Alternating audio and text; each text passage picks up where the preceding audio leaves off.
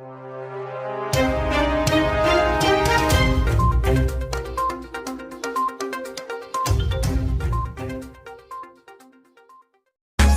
now and press the bell icon. Never miss an update.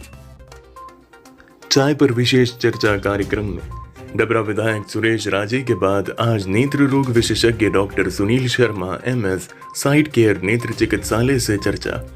Gwalior नेत्र रोग विशेषज्ञ doctor Sunil Sharma MS ने मनोज चतुर्वेदी विशेष संवाददाता से विशेष चर्चा में बताया कि कोरोना वायरस की दूसरी लहर लगभग निकल चुकी है, किंतु अभी भी लोगों को इससे बचाव के उपायों के प्रति लापरवाही नहीं बरतनी चाहिए, क्योंकि एक नया फंगस बीमारी भी सामने आ गई है।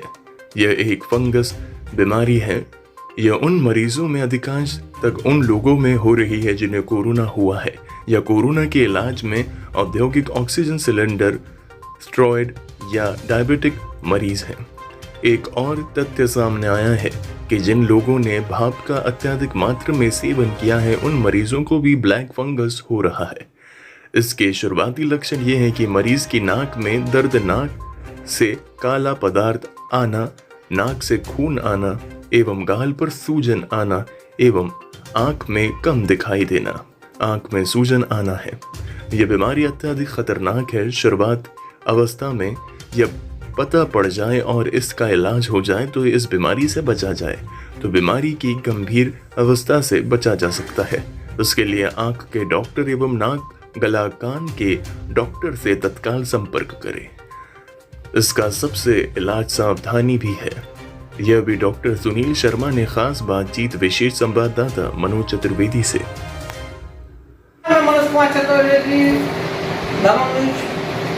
विशेष संवाददाता इस समय आपके सामने, और चूंकि ये कोरोना के समय में एक है ना बीमारी का नया रूप और ले लिया है कि फंगस, ब्लैक फंगस, फिर आपका ये जो वो आ रहा है सामने, तो आइए उस पर अपन चर्चा करते हैं। और हमारे साथ आंखों के स्पेशलिस्ट डॉक्टर सुनील शर्मा जी हैं, जो हर चीज़ पे थोड़े से समय में ही प्रकाश डालेंगे जो आपके लिए बहुत महत्वपूर्ण चीज़ें होती हैं। तो आइए, पहले तो आपका स्वागत है डॉक्टर साहब।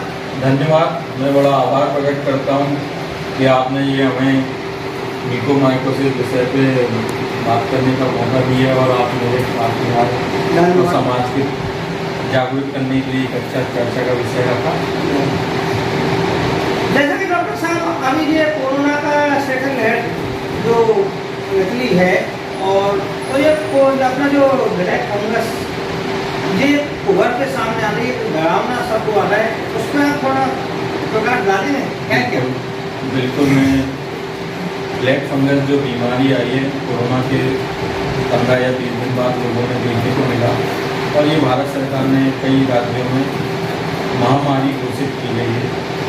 इसमें ये देखा गया है कि ये जो ब्लैक फंगस जो एक म्यूकोरमाइकोसिस का टेक्निकल वर्ड है, और ये जो मरीजों को कोविड पेशेंटों को हो रही है उनके बाद जो थे जिनको ऑक्सीजन लगी गई इंडस्ट्रियल, या उनको डायबिटीज़ थी, या उनको स्टेरॉयड ज़्यादा चला गया है, एक नया तथ्य और सामने प्रस्तुत हुआ है कि जो उन्होंने भाप भी अत्यधिक मात्रा में लिए उन लोगों को भी ब्लैक फंगस देखने को मिला है, क्योंकि तो ना तो कोविड हुआ और ना ही इनको किसी प्रकार की ऐसी स्टेरॉयड। ये जो बीमारी है बड़ा खतरनाक रूप है इसका, और इसमें क्या मोर्टेलिटी बहुत ज़्यादा है। ये स्टार्टिंग जो होती है यूजुअली जो देखा गया है मेंटली साइनस से स्टार्ट होती है, और ये धीरे से उसको इन्वेस्ट करती हुई आई में आती है और फिर ब्रेन में जाती है। शुरुआती लक्षण ये रहते हैं कि ये जो स्टार्ट होती है, ये जो गाल है इसके पास स्वेलिंग मिलती है, दर्द होता है, नाक में काली कुछ ऐसा लगता है काला पदार्थ है या कुछ ऑब्स्ट्रक्शन फील हो रहा है, या स्नीजिंग करते हैं तो उसमें काली आती है। उसके बाद गाल पे उसमें स्वेलिंग बढ़ती है और धीरे धीरे ये आँखों में जाती है। आँखों में जब पहुँचती तो जो बीमारी काफ़ी होती रहती है, आँखों में ये रहता है, आँखें लाल होती हैं, आँखों का मूवमेंट रुक जाता है और आँखों का नज़र भी चली जाती है। ये आँखों में म्यूकोरमाइकोसिस के लक्षण हैं। तो मेरा मानना है कि जैसी शुरुआत अवस्था में है, जैसे गाल पे या पलक के नीचे स्वेलिंग आ रही है, तत्काल आपको आके डॉक्टर से परामर्श लेना और आगे का उससे ट्रीटमेंट है। जैसे आपने हमको इतनी वो बात की, लेकिन डॉक्टर साहब एक बात सामने आती है, जैसे ग्रामीण क्षेत्र में जैसे मानते चले फंगस जो हो रहा है आपको फंगस, तो जैसे आपको उसमें एक तो ग्रामीण क्षेत्रों के लिए जागरूकता के लिए चलाना, तो उसके लिए कुछ पहचान, मोटी सी पहचान भी काम आए। दूसरा इसमें प्रश्न और जोड़ूंगा कि अधिकांशतः ग्रामीण में जैसे मोतियाबिंद के ऑपरेशन आपको, तो क्या मोतियाबिंद वालों के लिए भी ये ब्लैक फंगस होता है? नहीं, ये मोतियाबिंद वालों के लिए नहीं होता है। जो पेशेंट में उन्हीं को हो रहा है, उनको कोविड हुआ है या अभी कोविड के दौरान अभी एग्जाम रहे हैं, जिनको बुखार आया है या कोई तकलीफ हुई, उन्हीं को हो रहा है। मोतियाबिंद और म्यूकोरमाइकोसिस का कोई संदर्भ नहीं आता है। और जो ग्रामीण क्षेत्र में आपने बताया कि कैसे अपन पता करें शुरुआती में, तो उसमें ये करना है कि जैसे किसी को दांत में दर्द हो रहा, नाक में दर्द हो रहा है या गले या गाल पे सूजन आ रही, तो तत्काल वो अपने डॉक्टर से परामर्श करें। शुरुआती लक्षणों में अगर अपन को ये जानकारी मिल जाती है तो पेशेंट की रिकवरी होने के चांसेस बहुत ज़्यादा अच्छे हैं। जैसे एक प्रश्न और पूछूंगा, आप फील्ड से हैं, वो ग्रामीणों में भी आपने कई कैंप लगा दिए और सर्वे भी किए, और आपने कई NGO के थ्रू भी आपने मानव को समझाया है, यानी जागरूकता के लिए, तो आप उस फील्ड से जुड़े।